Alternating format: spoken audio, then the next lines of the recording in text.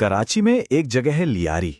एक ऐसी जगह जहां कहते हैं सरकार का राज खत्म होता था और एक आदमी का शुरू। नाम था रहमान डकैत। कुछ लोगों के लिए वो एक बेरहम गैंगस्टर था, तो कुछ के लिए एक मसीहा। अब सवाल ये है कि कोई इंसान एक ही वक्त में शैतान भी हो और रखवाला भी। ये कैसे हो सकता है? चलिए आज इसी कहानी की परतों को खोलते हैं। तो असल सवाल ये नहीं कि वो कौन था, सवाल ये है कि एक खतरनाक क्रिमिनल अपने ही लोगों के लिए हीरो कैसे बन गया। यही वो पहेली है जो रहमान डकैत की पूरी कहानी को समझाती है। और सच कहूं तो ये हमें पावर, सोसाइटी और मजबूरी के बारे में बहुत कुछ बताती है। तो चलिए शुरू से शुरू करते हैं। रहमान डकैत की कहानी कह सकते हैं कि खून और धोखे की स्याही से लिखी गई। इससे पहले कि हम ये समझें कि वो लियारी का गार्जियन या रखवाला कैसे बना, ये जानना जरूरी है कि वो एक खूंखार क्रिमिनल बना कैसे। उसका असली नाम था रहमान बलोच, और देखिए वो कोई शरीफ खानदान में पैदा नहीं हुआ था।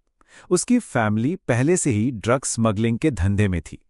तो कह सकते हैं कि जुर्म तो उसे विरासत में मिला था। क्राइम की दुनिया में आना उसके लिए बस एक अगला कदम था, बस उतना ही।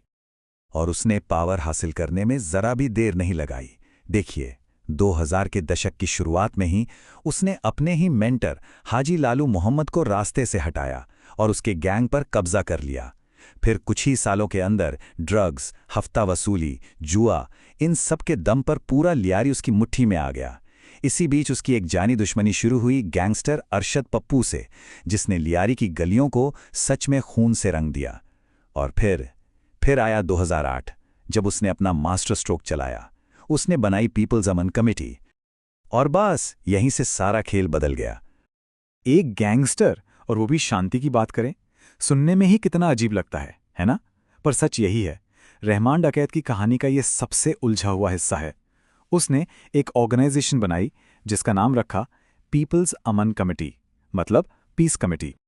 तो ये पीपल्स अमन कमेटी, जिसे सब पैक कहते थे, आखिर थी क्या चीज? कागजों पर और दुनिया के लिए तो ये एक सोशल वेलफेयर ग्रुप था।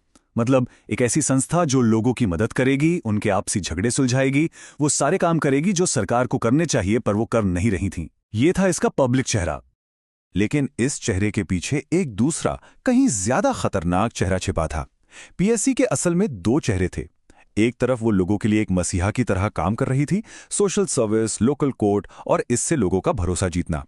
लेकिन दूसरी तरफ यही कमेटी रहमान के पूरे क्रिमिनल एम्पायर की ढाल थी। उसकी पर्सनल आर्मी जो हफ्ता वसूलती थी, उसके ड्रग्स के धंधे को प्रोटेक्ट करती थी। अब सवाल उठता है कि लोगों ने एक गैंगस्टर पर आखिर भरोसा किया ही क्यों? जवाब बहुत सीधा है। जहां सरकार और पुलिस का सिस्टम फेल हो चुका था, वहां पाज काम कर रही थी। वो लोगों के मसले सुलझा रही थी, अपनी एक पैरेलल कोर्ट चला रही थी। उसने वो वैक्यूम भर दिया था जो स्टेट ने खाली छोड़ दिया था, और इसी वजह से लियारी के बहुत से लोगों ने उसे अपना मान लिया।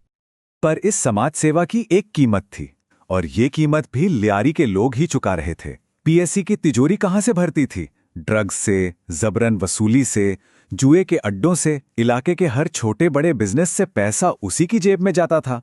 तो असल में ये एक डर और हिंसा पर चलने वाली मशीन थी। तो फिर अगला सवाल ये आता है कि ये सब इतने खुलेआम कैसे चल रहा था? एक गैंगस्टर अपनी पैरेलल सरकार चला रहा है, और कानून, पुलिस सब कहां थे? जवाब मिलता है सियासत की गलियों में, जहां जुर्म और सत्ता हाथ में ला रहे थे। देखिए, एक बात तो तय है, कोई भी क्रिमिनल एम्पायर बिना पॉलिटिकल सपोर्ट के खड़ा नहीं हो सकता। और रहमान डकैत का केस भी कुछ अलग नहीं था। उस पर हमेशा ये इल्जाम लगते रहे कि उसे कराची की बड़ी बड़ी पॉलिटिकल पार्टियों की सरपरस्ती हासिल थी। ये पावर का एक ऐसा गोल चक्कर था जिसे तोड़ना नामुमकिन सा था। समझिए ये काम कैसे करता था। स्टेप 1, लियारी की गलियों और उसकी इकोनॉमी पर पूरा कंट्रोल कर लो। स्टेप 2, इस कंट्रोल का इस्तेमाल करो पाकिस्तान पीपल्स पार्टी यानी पीपीपी जैसी पार्टियों के लिए वोट जुटाने में। स्टेप 3, बदले में तुम्हें क्या मिलेगा? पॉलिटिकल प्रोटेक्शन, मतलब पुलिस तुम पर हाथ नहीं डालेगी। और स्टेप 4, इसी आजादी का इस्तेमाल करो अपनी ताकत और कंट्रोल को और भी ज्यादा बढ़ाने के लिए। ये एक ऐसा साइकिल था जिसने उसे लगभग अनटचेबल बना दिया था। लेकिन कहते हैं ना, हिंसा पर बनी कोई भी सल्तनत हमेशा के लिए नहीं रहती। अब हम आते हैं रहमान डकैत की कहानी के आखिरी हिस्से पर, उसका अंत। और वो खूनी विरासत जो वो लियारी के लिए पीछे छोड़ गया। साल था 2009। ये वो साल था जब रहमान डकैत की कहानी तो खत्म हो गई, लेकिन उसकी शुरू की हुई दहशत की कहानी खत्म नहीं हुई। रहमान डकैत को एक पुलिस एनकाउंटर में मार गिराया गया, लेकिन उसने सिर्फ एक गैंग नहीं बनाया था, उसने एक पूरा सिस्टम खड़ा कर दिया था। तो बादशाह तो मर गया, पर उसका तख्त खाली नहीं रहा। उसकी जगह तुरंत उसके कज़न उज़ैर बलोच ने ले ली। और ये इस बात का सबसे बड़ा सबूत था कि रहमान ने एक ऐसी मशीन तैयार की थी जो उसके बाद भी चल सकती थी।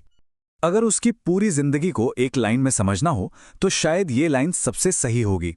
वो एक ऐसा आदमी था जिसने ऑर्गेनाइज्ड क्राइम, पॉलिटिकल पावर और सोशल सर्विस के बीच की लकीरों को धुंधला कर दिया था। यही उसकी असली लेगेसी है, एक ऐसी उलझन जिसे आज तक कोई सुलझा नहीं पाया है। रहमान डकैत की कहानी सिर्फ लियारी की या कराची की नहीं है। ये हमें एक बहुत बड़ा और बहुत ज़रूरी सवाल सोचने पर मजबूर करती है कि जब सरकारें फेल हो जाती हैं, जब वो अपनी जिम्मेदारियों से पीछे हट जाती हैं, तो उस खालीपन को, उस वैक्यूम को भरने कौन आता है? ज़्यादातर मामलों में जवाब रहमान डकैत जैसे लोग होते हैं। और ये एक बहुत ही परेशान